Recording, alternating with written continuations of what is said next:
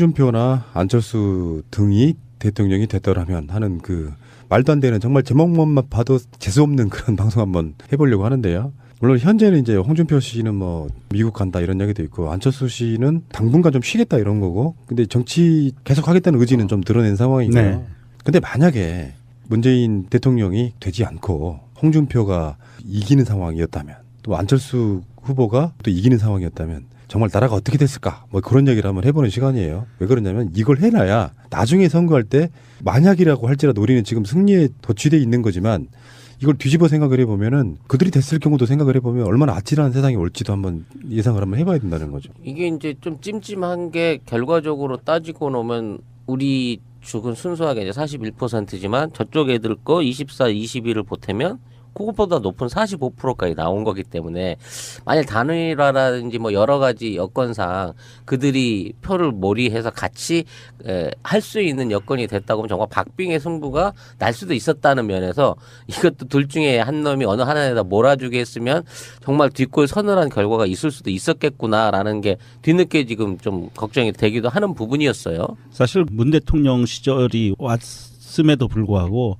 여소야대가 된 거는 확실하거든요. 현재 스코어 여소야대가 된 건 확실하고 지금 그 선거에서 대통령 선거에서 진 정당들이 지금 그 내부적으로 굉장히 혼란을 겪고 있고 당분간 한 2개월 정도는 그 혼란에서 벗어나지 못할 것 같은데 이게 정리가 되고 나면 아마도 전방위적인 그 야당들의 압박이 들어올 확률도 굉장히 높다. 그런 면에서 이런 부분들도 한번 우리가 뒤집어 보고 그리고 우리도 스스로 긴장의 끈을 놓치지 말아야 된다 하는 그런 생각도 좀 들어요. 우리는 이제 뭐 보수의 괴멸 내지는 그동안의 적폐 세력들에 대한 완벽한 청산 이걸 원했는데 사실 100%는 아니지만 한 60, 70%는 숨이 남아있는 그 상태가 됐다는 점 안에서 보수의 뿌리 또는 반민주라고 하면 좀 그렇고 반진보적인 세력들의 어떤 생각은 정치적인 성향은 별로 변화가 없었다는 면에서 앞으로도 차기 대선에서도 정말 우리가 함부로 승리를 속단하거나 장담해서는 안 되겠다라는 좀 뒷맛이 찜찜한 승리였다고 저는 생각이 드는 거거든요. 유승민이라든지 안철수의 위치가 어쩌면 결과적으로는 도움이 됐어요. 사람의 정치적 생활을 어떻게 하루아침에 바꿉니까? 홍준표에게 갔던 표는 장기적으로 봤을 때는 점점 줄어들 표라고 보고요. 어차피 박근혜 게이트가 없었어도 전 줄어들 시대적 흐름이었다고 봐요. 근데 급격하게 줄어들면서 기존에 투표를 해왔던 사람들 입장에서 최소한 홍준표나 박근혜 당에 투표를 하는 건 안 되겠다 싶은 사람들이 사실은 25% 정도는 빠져나간 거라고 보고 홍준표가 득표한 득표율 24% 정도? 이 정도 득표율이 이제 우리나라에 남아있는 구구의 표다라고 보면 장기적으로는 저는 이번 선거가 주는 여러 가지 의미가 굉장히 크다고 보는데 만약에 홍준표가 집권했다고 했을 때 느끼는 아찔함 이런 거는요. 단순하게 홍준표가 트럼프나 두테르테처럼 막 온갖 권력을 휘두르고 이건 다른 문제라고 생각해요. 법치국가이기 때문에 사실은 지들 마음대로 하기는 건 생각보다 힘들어요. 더불어민주당이 요소야되면 만약에 그들이 정권 잡으면 훨씬 더 요소야된대요. 그런 측면에서는 함부로 하기는 힘들지만 사회가 주는 상징성이 이렇게 될 거란 말이죠. 예를 들어서 박근혜가 됐을 때도 암울했던 시대에 홍준표 같은 인물이 대통령이 돼버리면은 사회 전반적으로 극우가 득세를 하게 되고 기업들은 신이 나서 더 노동 찾기를 할 것이고 이런 방식대로 가다 보면 사람들이 희망을 잃어버려서 결국에는 어떻게 해도 우리나라 안 되는구나. 홍준표를 지지했을 수도 있는 그 사람들이 사실 우리나라를 암흑기로 만들어버리는 그래 싱가포르처럼 만들어서 고만고만한 애들이 정치하게 되고 투표 의지는 사라져서 투표율이 대선인데 한 40% 나오고 이런 방식으로 가는 민주주의가 끝나버리는 상황이었다는 거예요. 이번에 홍준표류 그러니까 18대 대선에 양자구도류로 생각을 하게 된다고 하면 문재인 대통령은 그 18대 대선에서 120만 표 정도 덜 그 득표를 한 거지만 홍준표 세력 같은 경우는 약 800만 표 가까운 표를 잃은 거거든요. 그게 이제 그 800만 표를 떼낸 공신이 안철수나 유승민의 정치력이 아니라 그들이 스스로 잘못한 것에 대한 벌을 받은 거예요, 사실은. 국민이 단죄를 해준 거거든. 그런 면에서 지금 한 24%에 이제 돌아오지 않은, 쉽게 우리로 말하면 전향하지 않은 보수 우파의 마지막 지지자들을 위해서라도 니네들이 해왔던 정치보다 우리가 내세울 수 있는 정치가 훨씬 더 훌륭하다라고 하는 점을 비교 우위적으로 보여줄 수 있을 만큼 자랑도 많이 해야 되겠고 확실한 개혁 또는 국가 발전을 이뤄내야 된다는 의무감도 생겨요. 지금 같은 느낌이라면. 지난 12일에 워싱턴 포스트가 이런 기사를 냈습니다. 서방의 자유민주주의 위기가 절망적인 수준이고 좀먹는 국가주의가 부상하는 상황에서 한국은 민중의 힘이 여전히 살아있다는 것을 제시한 반가운 사례. 그러면서 제목을 어떻게 뽑았냐 하면 한국이 민주주의를 어떻게 하는지 세계에 보여줬다. 그렇죠. 그런데 만약에 홍준표가 됐다고 했을 때 그냥 이게 워싱턴 포스트가 이게 그렇게 중요해서가 아니라 예를 들자면 세계의 언론들이 과연 기사 제목을 어떻게 뽑았을까? 그리고 그것을 본 대다수의 국민들의 낙담이 얼마만큼 심해졌을까를 생각하면 끔찍해요. 누가 됐든지 간에 문재인 대통령을 못 만들어내고 보수나 중도가 그거를 정권을 잡아갔다고 하면 한국의 민주주의는 실패했다. 그렇죠. 한국의 촛불혁명은 실패했다라는 전제로 해가지고 전 세계 민주주의에게 일종의 찬물을 끼얹는 효과가 난 거겠죠. 옛날에 자스민 혁명이 세계적인 열풍을 일구어냈지만 결과적으로 그 국가를 변화시키는 데는 다 실패했잖아요. 그러니까 또 하나의 실패한 자스민 혁명처럼 촛불혁명의 가치가 폄하됐을 가능성이 크겠죠. 우리 국민이 절망한 건 뭐 더 말로 할 필요도 없을 것이고요. 우리는 지금 뭐 보수가 또 살아난다. 우리가 선거 전에서도 그런 방송 많이 했잖아요. 홍준표는 여전히 박근혜를 찍었던 51.6%의 사람들이 나를 결국은 지지해 줄 거야. 야당은 분열을 하니까 우리는 이긴다. 그런 전략이었고 그렇게 믿고 있었을 가능성도 있지만 사실은 우리나라 국민들이 극우 포지션에 있는 정당에게 24% 정도만 몰아줌으로써 결국에 나머지는 그들을 배척하고 있다는 어찌 됐건 결론적으로 그 세력들은 지금 소멸해가는 과정이고 지금까지 선거를 돌이켜보면은 김대중 대통령도 JP하고의 어떤 그런 식의 연대가 없었으면 당선 불가능했고요. 그리고 노무현 대통령도 정봉준과의 단일화 효과도 있었고요. 그러니까 3당 합당 이전에 사실은 3대 1 정도로 고립돼 있던 세력, 민주 세력이 점점 커나오는 과정이었고요. 그 과정 속에 촛불이 없었더라도 그들은 점점 쪼그라들었을 거라고 생각이 들어요. 세월이 밀어내는 나이든 보수층들이 점점 돌아가고 젊은 층들은 그래도 조금이나마 더 진보적이거나 민주적인 곳에 투표를 몰아주는 과정이 있었는데 박근혜 게이트가 그걸 확 당겼다고 보고요. 정권 교체한다고 해서 정치보복을 하던가요? 김대중 노무현 때 했습니까? 우리 쪽은 그런 거 안 해요. 정치보복이란 말은 군사 독재 시절의 사람들이 쓰던 말이고 보복이 아니고 죄가 있으면 그냥 감옥에 가면 되지. 맞아요. 예. 홍준표가 성완종한테 돈 받고 대법원에서 만약에 유죄가 난다고 한들 그것이 정치보복입니까? 아니죠. 아니거든요. 예. 예. 그러니까 뭐 정치보복을 떠나서 국민들이 심판해주면 그걸로 사실상의 국민들의 정치보복이 되는 거다. 저는 그렇게 보는 거고요. 만약에 홍준표나 안철수로 정권이 바뀌었으면 어떻게 됐을까? 아, 그 끔찍한 상상을 지금 하자고. 한번 해봐요. 우리들은 조마조마했기 때문에 홍준표가 만약에 당선이 됐어. 예를 들어서요. 제가 처음에 말씀드렸던 것처럼 홍준표의 선거 전략은 야권은 분열됐다. 유력 후보가. 그래서 보수층의 샤이표를 긁어 모아서 당선되려고 하는 시도들이 마지막까지 있었잖아요. 그리고 뭔가 그런 식의 것들을 뿌려댔고 마지막에 뭐 PK의 폐륜 발언 뭐 이런 것들을 막 끈질기게 물고 늘어졌는데 홍준표가 당선됐다고 쳐봐요. 끔찍한 상상 한번 해봅시다. 어차피 이제 안 됐기 때문에 한번 해보자고. 정말 끔찍하네요. 저는 무조건 1년은 해외로 튑니다. 왜요?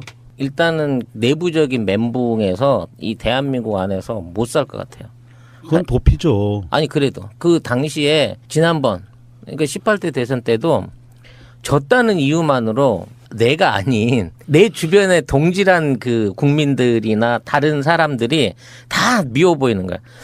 저게 혹시 박근혜를 찍진 않았을까? 저 사람이 저러지 않았을까? 참 도대체 이 나라 사람들 이거 믿고 같이 갈 수 있는 사람들인가? 뭐 이런 분노가 막 올라오기 시작하면서 내 스스로 자괴감이 오면서 내가 내부적으로 무너지더라고. 근데 이번에 그랬으면 그거보다 10배는 더 그렇지. 내상이 심했을 것 같아. 만약에 그랬다면 우리 한번 겪었어요. 18대 대선에서. 우리 스스로 멘붕에 빠져서 넋놓고 있었던 그 시간 동안 우리는 겪었어요. 그런데 그게 우리가 멘붕에 빠질 일이 아니었다라는 것을 차츰차츰 회복하던 시기도 있었어요. 아, 이거는 우리가 잘못한 게 아니고 박근혜를 또 우리가 많이 뽑아줘서 그런 게 아닌 것 같은데 라고 하는 그 생각이 들 때까지가 시간이 많이 걸렸거든요. 그때도 한 거의 6개월에서 1년 정도는 그 멘붕 상태가 후유증이 오래 가더라고요. 일단 뉴스를 전혀 보지 않았지. 그랬죠. 예. 심지어 나는 트위터를 한 10,000개 이상 있었던 올렸던 트위터들을 거의 한 7,000개를 지웠어. 진짜로. 그리고 뭐 각종 그 인터넷 포털에 올렸던 것들도 다 지웠어. 저는 프로야구 보다가요. 보지도 않지. 볼 시간도 없지. 하이라이트만 보는데 결과를 딱 일단 먼저 봐. 졌어? 내가 응원하는 팀이? 그러면 그날 거 안 봐요. 스트레스 안 받으려고. 안 보는 상태. 그리고 이긴 것만 보는 상태. 그렇게 나의 유리한 쪽으로 해석하면 되는 거고. 어쨌건 홍준표가 만약에 당선됐다면 얼마나 끔찍했을까를 한번 조목조목 한번 따져본다면 일단 홍준표가 그 특유의 미소를 지으면서 국민들 앞에 수락연설을 합니다. 환장하겠네. 비열한 웃음 속에. 그런데 저는 그 수락연설 하기 전에 전국에 있는 소방관님들한테는 좀 죄송하지만 119 차들이 전국을 누빌 것 같아요. 그 분노와 허탈함과 그런 것 때문에 국민들이 기절하는 사람이 너무 많이 나올 것 같아요. 박근혜 당선됐을 때요. 자살하신 노동자분들이 거의 30명 가까이 되거든요. 예. 삶의 희망을 잃어버린 거죠. 예. 그렇죠. 만약에 홍준표가 당선됐다면 그렇게 돌아가실 분들 꽤 있었을 거라고 보고 지금도 예. 전국 각지에 외로운 투쟁하고 계시는 분들, 노동자분들 굉장히 많으시잖아요. 그러면 그리고 더군다나 홍준표가 선거 과정에서 별말 다 했지만 강성노조 뭐 없애겠다, 정교조 척결하겠다 뭐 이런 식으로. SBS도 뉴스가 SBS는 없애겠다. 뉴스만 없앤다 그랬나? SBS를 통째로 없앤다 그랬나? 근데 그거는 홍준표의 일종의 뻥이죠, 뻥. 네. 사실은 불가능해요. 네. 홍준표가 당선된다고 할지라도 그렇게 보복하는 건 사실상 힘들지만 온갖 고난의 세월들이 닥쳐오겠죠. 만약에 그 선거를 뒤집었다면 박근혜 탄핵으로 만든 선거를 그 당이 다시 가져갔다고 하면은 일단 세계적인 비웃음거리가 될 겁니다. 그 당이 다시 가져갔다면. 그리고 홍준표가 되는 순간 제가 봤을 때는요. 일단 선관위 쪽으로 사람들이 많이 몰려갔을 것 같고요. 개표 조작이 의심되는 부분 때문에. 트럼프도 그러지 않았습니까? 당선 때에는 즉시 사람들이 모여서 집회 시위했잖아요. 그렇죠. 예. 국민들의 무효 시위. 다른 건 몰라도 우리나라 국민들은 거기까지 된다고 봐요. 투표의 민의가 정상적으로 작동했다면 받아들이긴 할 거예요. 근데 한번 표를 제대로 한번 까보자는 열망이랄까? 요구들이 엄청났을 거라고 저는 생각해요. 범국민적으로 선거가 끝난 날부터 촛불을 들게 되지 않았을까 이런 생각을 해봅니다. 해외 언론에는 타이틀을 이렇게 뽑았겠죠. 실패한 촛불 혁명. 그러네. 예. 만에 하나 그런 사태가 있었다면 뭐 저는 제 개인의 그 심성상 못 견디고 진짜 중국이나 어디 친구가 식당하는 베트남 같은 데 가서 한 1년은 짱 박혀서 안 돌아왔을 것 같아요. 이 어떤 실망감 때문에. 그러면 안 진짜로. 된다니까. 제가 새날 깃발 들고 선관위 앞에 갈 테니까 오세요.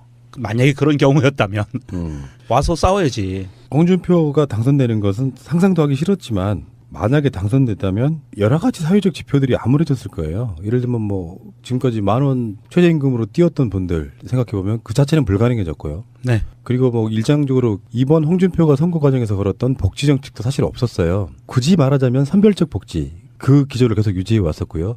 기업들에게 법인세를 더 내려준다고 그랬어. 네. 선거 과정에서 그랬잖아요. 그렇죠. 예. 그러면은 재원은 계속 부족해지는 거고요. 복지할 돈의 여력은 떨어지는 거고요. 담배값이 10,000원이 되겠죠. 그건 아닐 거예요. 홍준표도 당선이 되면은 국민들 화합을 위해서 선거 과정에서 했던 말들 중에 대부분은 걷어들입니다. 왜냐하면은 흔들리고 싶지 않기 때문에. 근데 자기 보수층만의 결집을 위해서 말도 안 되는 걸 막 던졌던 그것이 나중에 이제 원죄가 돼서 그것도 공약이기 때문에 그걸 지켜라 뭐 이런 방식으로 그쪽 사람들이 홍준표에게 요구를 하는 사태가 돼요. 그게 공약이잖아요. 그런 측면에서는 일단 홍준표가 집권을 하게 되면 공약들로만 봐도 박근혜 시절보다 나아질 게 단 하나도 없는 그런 상태였습니다. 박근혜를 까부시기 위해서 홍준표가 박근혜를 넘어서기 위해서 공약을 들고 나온 게 아니라 박근혜를 지지했던 사람들한테 선택을 받기 위해서 그 공약을 그대로 차용했단 말이에요. 그러니까 결국에는 좋아질 건수가 단 한 가지도 없는 거죠. 뭐 그런 상태가 되는 거고 희망은 사라져버린 상태에서 저도 팟캐스트를 당분간 하지 않지 않을까 이렇게 생각을 해보고요. 근데 다행입니다. 정권 교체가 됐다는 거. 자, 두 번째. 안철수가 당선됐을 경우는 어떻게 됐을까요? 아니 그것도 또 저 박지원의 그 비열한 웃음을 또 봐야 돼요. 그게 이제 차악인데 최악의 다음 버전이기는 한데 그걸 생각해도 또 화가 나긴 하네요. 그래도 나라는 안 뜰 것 같습니다. 최소한. 네. 그런가요? 네, 조금 낫습니다. 그거는. 네. 저 양반 심지 약해. 근데 그렇게 되면 내가 떠야 되는 상황이에요. 국민의당을 너무 많이 가가지고. 저는 케이크 갖고 이제 그 상계동에 있는 북카페 가야죠. 뭐. 축하한다고? 네. 야. 대세를 생각해서 상계동 북카페 가야죠. 네. 예상했던 대로 안철수 후보가 홍준표 후보에게 뒤지는 3위로 나타났지 않습니까? 참 안타깝습니다. 초반 기세만 생각하면 2위는 딴원 당선 같았고 어찌 보면 1위의 자리도 넘볼 것 같이 그렇게 기세가 좋다는 그 초반에 그 어떤 위세가 다 어떻게 그 한 달도 안 되는 시간 안에 그게 다 사라져서 이렇게까지 털리는지 이거 마치 여론에 의해서 널뛰기로 이용당한 것 같은 느낌밖에 안 드네요. 그렇죠. 그렇죠. 애초에 없던 지지가 있는 것처럼 보여지는 착시 현상에 안철수 후보가 너무 그 자신감에 찬 막가는 행동을 통해 가지고 스스로를 망친 게 아닌가 싶은 생각도 드네요. 그러니까 선거 전략이라고는 컵배기도 없는 사람들이 우왕좌왕하니까 못 믿을 사람 돼버리는 거고요. 안철수 후보도 첫 단추가 잘못 끼워졌습니다. 야당 지도자는 누구한테나 주는 게 아니거든요. 실제로 초선인 사람한테 당대표를 공동대표지만 맡겼을 때 그 사람한테는 인생 누구한테도 올 수 없는 최고의 기회가 온 거거든요. 그 기회가 온 거를 발로 차버리는 거죠. 그러면서 제1야당을 나가고 그 나가서 문재인을 찍기 싫어하는 사람들이 표를 모았다 보니까 결국에는 그 양당제처럼 결국에는 보수와 진보의 표심들이 사실상 쏠림 현상이 나타나는 그런 상태로 맞제다 보니까 제3당 후보로서 결정적인 약점은 40석 정도밖에 안 되는 정당이 정권을 쥘 수 있겠느냐는 한국 사람들의 우려 심리가 있는 거예요. 마찬가지로 유승민 후보도 마찬가지고요. 당세가 가장 중요하다고 봅니다. 예를 들어 국민의당이 정권을 잡았다고 치면 그럴 때 끌어들여야 되는 그 외부의 세력들이 얼마나 큰 세력들이 더 큰 세력들이 들어와야 되는 거잖아요. 그런 관점으로 봤을 때는 안철수 후보의 실패는 예견됐다고 저는 보고요. 앞으로 안철수 후보는 어떻게 되겠습니까? 마크롱 후보가 프랑스 대선에서 당선될 때 안철수가 그 사람의 그 뭐랄까 성공을 자기의 우리 대선의 성공인 것처럼 막 예언처럼 끌어다 붙여서 활용한 예가 있었는데요. 말 그대로 마크롱은 소속 정당 의원이 한 명도 없는 완벽한 무소속이나 다름없는 당선자였기 때문에 앞으로 연정이라는 면에서 폭넓은 연정이 가능해질 수 있었을 텐데 국민의당이 만일 집권을 했다고 치면 국민의당이 받아들일 수 있는 어떤 그동안의 커뮤니티의 정당이 과연 파트너로서 민주당을 선택했을 것이냐 자유한국당을 선택했을 것이냐라는 생각을 해보게 되면 100% 자유한국당이랑 손잡았을 것이라는 예상이 저는 오히려 그쪽에 무게를 더 두고 싶어요. 그렇죠. 선거 과정에서 너무 감정이 상하면은 서로 화학적 결합을 못해요. 그래서 저는 그렇게 생각했습니다. 문재인 후보를 인정하되 호남표라도 지키는 방식의 선거 전략을 갔어야 된다. 더 선명하게 갔어야 된다. 그렇지 않으니까 이제 이게 망하게 되는 상태가 된 거고요. 안철수 후보는 나이가 아직 젊기 때문에 다시 돌아올 수 있다고는 하지만 당분간 한 3년 정도는 정계에서 얼굴을 보지 못하지 않을까. 어떤 분들은 뭐 다시 노원병 재보궐선거에 나올 것이다 하는데 그러면 그건 사람도 아니지. 아니 그게 되나? 자기가 사퇴하는데 다시 나갈 수가 있나? 법적으로? 실제로 왜 그 예전에 한나라당인가 잠실 송파에 그 맹영규라고 하는 사람이 그 현역이었는데요. 서울시장 나간다고 서울시장 나가면서 지역구 후보를 사퇴를 했어요. 근데 떨어졌지. 네. 그 떨어지고 나서 다시 자기가 선거에 나갑니다. 그런 제약은 없어요. 다시 가도 돼요. 그러면 그때 열심히 선거운동 해드릴 수 있는데. 아니 황창호 위원장 있잖아요. 이제는 급이 맞아. 이제 안철수. 안철수는 그 정도 사이즈에 이제 급이 맞춰가면서 다시 시작을 해야지 바닥부터. 저는 그 출마 못 한다고 생각이 들고요. 앞으로 지금 뭐 국민의당도 본격적으로 나오고 있지는 않죠. 선거가 이제 바로 끝난 초반이기 때문에. 근데 급격하게 내용이 쌓일 것 같은 생각이 좀 들어요. 이제 선거 책임론 대표적으로는 비주류들이 하는 것 중에 저는 그렇게 보거든요. 지원 대표 선거에 있어서의 그 헛발질들을 책임져야 한다는 목소리도 나올 것 같고. 특히 호남 민심한테서 그 굉장히 유리돼 버린 지금의 사태에 대해서 소속 의원들이 굉장히 불안해할 것이고 불만을 가질 것이기 때문에 아마 어떤 형태로든지 박지원 대표의 어떤 그 당내 장악력 이런 것들은 현격하게 줄어들거나 아예 당내에서 어떤 그 중심으로 축출될 수도 있을 것이라는 예상이 충분히 가능한데, 자, 안철수에 대해서는 국민의당이 안철수라는 정치인을 계속 소속으로 끌고 갈 것이냐, 아니면 이 사람 자체도 어떤 이번 대선 실패의 책임을 물어서 같이 일종의 퇴출이 될 것이냐, 요 부분에 대해서는 정확하게 지금 예상을 하기 어려워요. 안철수가 대통령이 되면 일단 그의 지금까지 행적들로 보면 노조에 대해서는 고의적일 것 같지는 않습니다. 그렇죠. 노조는 자기 기업에서도 인정 못하던 사람이니까. 이명박과 똑같은 워딩을 할 거예요. 파업이나 이런 것들에 대해서.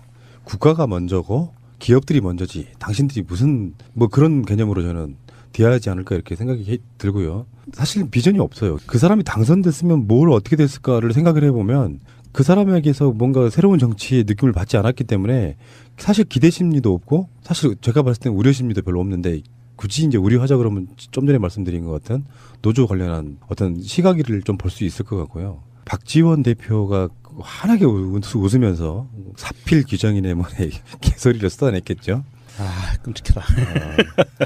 저는 안철수 후보가 되면 이제 빨리 좀 자격증 공부를 좀 해가지고 상계동에 사설 유치원 하나 차리려고요. 중국어 전문 유치원. 그게 아니라 안내백 한참 선거 막판에 떨어졌잖아요. 주가가. 예. 똑똑하신 분들 도박 한번 했을 법도 해요. 도박 그럴 수 한번. 있겠네요. 예. 그렇지. BW 뭐 지금 6만 원대의 그 안랩 주식이 안철수가 대통령이 되면 그날 아침부터 폭등이 시작해가지고 이거는 뭐 상한가를 계속 한 쳐서 30만 원까지는 가지 않았겠습니까? 한 5배? 일주일 안에 그렇게 가죠. 대선 한참 전에 누군가에게 그런 얘기를 질문을 받았어요. 어떤 테마주로 사야 되냐고. 그래서 나는 그랬어요. 문재인은 테마주가 사실 없다. 근데 안철수에게는 확실한 안랩이라고 하는 테마주가 있잖아요. 문재인에게 없다는 말은 굳이 찾아보자면 친환경적인 거. 그런 회사들 있잖아요. 네. 이명박근혜보다는 친환경 쪽으로 뭔가 국가적인 사업을 할 테니까 태양광도 괜찮다. 왜냐하면 그렇죠. 숨겨져 있지만 노무현 정권 때 굉장히 중점 사업 중에 하나였기 때문에 예. 그런 건 가능하다고 보는데 안랩처럼 막 그 사람의 지지율만 올라도 주가가 막 들쭉날쭉하는 그런 것은 사실은 앞으로 사라져야 될 대표적인 것 중에 하나예요. 대선 주자 테마주 중에 유일하게 안철수의 테마주밖에 없었거든요. 대한민국에서 거의 독점적인 지위를 누리고 있는 회사의 주가가 그 회사를 처음에 창업했던 창업주가 대통령 나왔다고 6만 원짜리가 3배까지 올라갈 수가 있어요. 그리고 또 다시 또 지지율 떨어지니까 원상복귀가 돼. 이거 참 미스테리한 일이에요. 항상 그쪽에 이렇게 손대놓고 있는 사람들이 있나? 그런가 봐요. 어찌됐거나 기업의 운명은 어떤 권력과 연관했을 때 어떤 커다란 발전 내지는 폭발적인 성장의 가능성을 담보하고 있다. 결국 권력과 친해야 기업이 산다라고 하는 우리 경제의 어떤 그 숨은 비결 뭐 이런 걸 말해주는 거죠. 네. 근데 그 마인드는 버려야 되죠. 그렇게 되는 것 자체가 말이 안 되는 거고. 예. 그리고 어떤 대통령이 되면 또 어떤 기업이 어느 날 갑자기 무슨 특혜로 뭐가 될 것이다라고 하는 마인드도 버려야 되고요. 그런 식으로 투자하는 사람들 자체가 전 잘못된 거라고 봅니다. 맞습니다. 우리 그 이재용 씨께서 박근혜한테 줄을 대고 그렇게 엄한 짓 해서 지금 재판 중이잖아요. 구속 상태에서. 덕분에 삼성전자 주가가 치솟고 있지 않습니까? 그렇죠. 그런 것이 바람직한 방향이라는 거예요. 대주주의 행동이나 대주주의 그 처신에 따라서 좋은 것 같으면 올라가고 아닌 것 같으면 떨어지고 이런 안랩의 주가 움직임과 같은 부분들은 건전한 자본주의 사회에서는 사실은 일어나면 안 되는 일이에요. 얼마만큼 그 회사가 탄탄하지 못하면 회사의 기반이 탄탄하지 못하면 창업주 한 명의 움직임에 따라서 그렇게 움직이겠느냐 주가가. 사실 회사가 탄탄하게 어느 정도 자리 잡고 있는 회사라고 그러면 삼성이 예를 보듯이 이재용이 구속되니까 주가가 올라간다. 이런 것들이 오히려 나을 수 있는 거거든요. 그렇죠. 정상적인 거고요.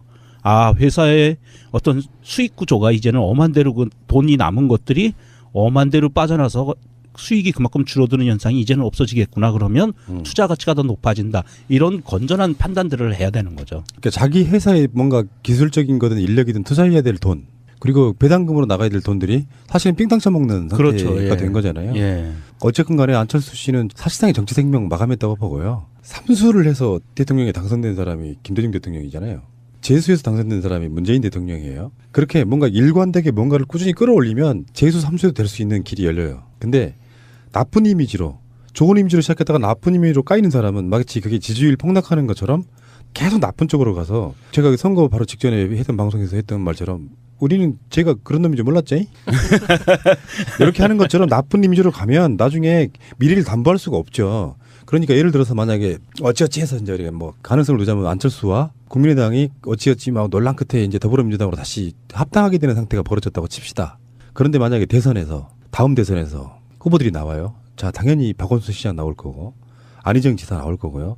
그때는 타이밍 기가 막히게 좋아요. 자기 임기들 다 끝난 상태에서 사실상 나오는 대통령 선거거든요. 그렇죠. 예. 거의 다 끝난 상태에서. 예. 그때가 6월 달이고. 근데 그 상태에서 박원순, 안희정, 이재명 나와요. 근데 열심히 지난 대선에서 그 문준영이네 뭐네 말도 안 되는 거 들이대서 깠던 그 국민의당의 안철수가 나옵니다. 당내 경선 통과할 수 있을까요? 저는 불가능하다고 봐요. 불가능하죠. 이거는 그렇다 그러면 또다시 나가거나 아니면 합당하지 않은 상태에서 또다시 도전을 해요?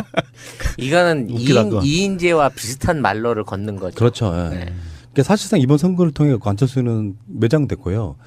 그 자기를 따르는 국민의당의 정치인들은 사실 저는 심리가 두 가지가 있다고 봐요. 하나는 대중적인 인기에 그냥 이용해 먹은 측면, 대중적인 인기를 그 대선 주자의 위치라는 게 그런 거잖아요. 초선밖에 안 되는 사람이 정당의 대표로 가는 것도 사실은 대선 주자의 인기 때문인데, 그러니까 그게 진심으로 믿고 따를 만한 지도자였느냐, 허상에 포장되어 있는 사람이 대중적인 인기가 있으니까 대선 국민에 따라주는 정치인이었냐, 이 차이가 어떤 시너지의 차이라고 보고요. 안철수가 지역 감정 이용해 먹고 그 호남을 그렇게 벌모로 잡았던 거에 대한 역사적인 평가는 저는 해줘야 된다고 봅니다. 전국 정당화 되려고 하는 그 시점에서 달랑 호남 띄어내가지고 선거 이용해 먹던 그 사람, 다시는 정치권에 그런 부류가 발붙이면 안 되고요. 네. 안철수는 사실상 끝났죠. 예. 네. 황창하 위원장이 열심히 뛰시기 바랍니다. 거기 바른정당의 이준석이 당협위원장이더만요. 헐.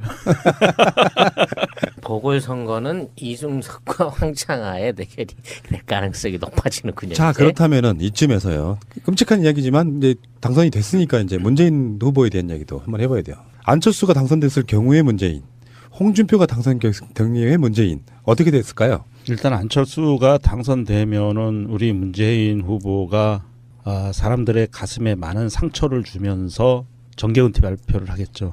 제가 보기엔 둘 다라고 봐요. 홍준표가 돼도 마찬가지일 거라고 봅니다. 근데 근데 어차피 은퇴는 하실 거예요. 홍준표가 되면 정계 은퇴보다는 승복할 수 없다 할 것 같아요. 설마. 그럴 것 같습니다. 왜냐하면 지난 18대 대선 때도 문재인 후보가, 사람들이 좀 착각하고 있는 게, 문재인 후보가 그 당시 그 새정치민주연합이었죠. 새정치민주연합의 그 당대표를 비롯한 중진들의 어마어마한 반대를 무릅쓰고 이번 18대 대선 개표에 대해서 유감이다라는 기자회견을 했거든요. 그리고 역풍을 맞아가지고 난리가 났더랬어요. 안에서. 내부 총질 때문에. 그러니까 우리 18대 대선에서 문재인 후보를 찍었던 사람들이 문재인이 유약하고 그 당시에 개표 부정으로 의심되는 거에 대해서 승복해버렸다라고 이야기하고 있는데 사실은 조금 달라요. 그런 기자회견이 있었기 때문에 이번에 만약에 홍준표가 됐다 그러면 승복할 수 없다 하고 기자회견을 할 것 같아요. 재검표하자. 네, 재검표하자. 일단 재검표가 중요하죠. 그렇죠. 재검표하자. 그 당시에 이제 당선됐으니까 하는 말들이에요. 금기 시처럼 잘 안 했던 게 투표용지의 문제도 있었잖아요. 분명히 저도 투표용지가 붙어 있는 거를 봤다는 제보를 굉장히 많이 편지로 받았는데, 그게 만약에 이제 투표 의지가 꺾일까봐 이야기 안 했던 측면도 분명히 있고요. 네. 근데 만약에 홍준표가 당선됐다면 분명히 재검표 요구는 쏟아졌을 거라고 보고 승복 기자회견을 미뤘을 가능성도 있겠네요. 왜 그러냐면 그 당시에 그 18대 때는 사실상의 주류가 아니었고, 네, 그래요. 주류였던 사람들이 봤을 때는 문재인 떨어진 것이 그렇게 나쁘지 않은, 왜냐하면 맞습니다. 당권을 줄 수 있었기 때문에. 예, 바로 그거죠. 예. 저는 사실 만일에 선거에 떨어졌다고 하더라도 바로 정계 은퇴를 선언하는 건 안 될 일이라고 생각합니다. 최소한 선거 패배에 대한 국민들을 충분히 위로하고 전국 정당으로서 이뤄놓은 더불어민주당의 가치, 그리고 그 차기 그 야당으로서 출범하게 될 제1당으로 출범하게 될 더불어민주당이 앞으로 어떤 방향으로 지금에 있는 정권과 싸워 나갈 수 있을지 그 시스템을 정해놓고 갈 거라고 생각해요. 그동안 우리가 대선을 보면 대선이 시스템 없이 사람 인물 위주로 이루어진 대선에서 승패가 끝나고 나면 거기 있는 조직들이 사라져 버려요. 그러니까 거기 준비하던 캠프 자체가 뿔뿔이 흩어지고 정말 핵심 인물만 남고 없어지게 되죠. 하지만 지금의 민주당은 그런 식으로 가볍게 해체될 수 있는 정당이 아닙니다. 대한민국 제1당이기도 하고 앞으로 어찌 됐거나 대한민국의 정치에서 계속 유지가 돼 나가야 될 핵심 정당인 거고 가장 국민의 신뢰를 받고 있는 정당이기 때문에 만에 하나 졌다고 하더라도 문재인 후보는 한 6개월이나 1년 정도는 지금 당 내에 있는 패배의 여파를 정리하고 더 민주당이 더 나은 미래를 개척하고 대한민국을 위해서 기여할 수 있는 시스템을 만들어 놓고, 즉 민주당을 더더욱 공공하게 해놓음으로 인해서 이번에 실패가 아니고 다음번에 승리를 위해서 또 다시 지금처럼 정도의 길을 가는 제대로 된 정당으로 만들어 놓고 아마 은퇴를 하셨을 것으로 예상을 합니다. 이상적인 얘기 감사드리고요. 네.